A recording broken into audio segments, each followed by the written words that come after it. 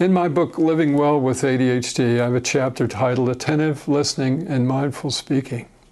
Let me talk about interrupting, which is a common problem that individuals with ADHD have. When I ask adults with ADHD why they interrupt people, they say some version of the same thing. When they're listening to someone who says something that triggers a thought in their mind, something they want to say, and they want to remember it, they're afraid they're going to lose it. And so as not to forget it, they jump in and interrupt. So I've asked the question to groups of adults with ADHD, what are the options here? You can interrupt so that you don't forget it. You can rehearse it in your mind so you don't forget it, but then you might get caught not listening, or you might lose the thread of the speaker's conversation. Or you can let it go. And the consensus has been, let it go. If it's important, you might remember it, and you might not then, but when you recall it later, you'll probably say, you know, it wasn't all that important to interrupt and risk being rude as a listener.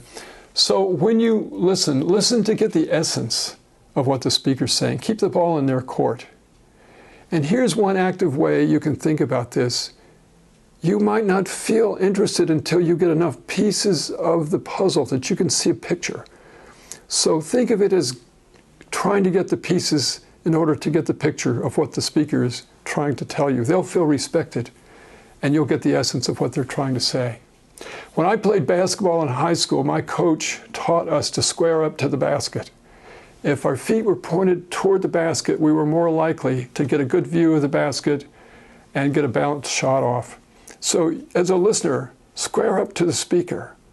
Let them see you're interested and attentive. Take a tell me more posture. They'll feel respected, and you'll understand what they're trying to tell you.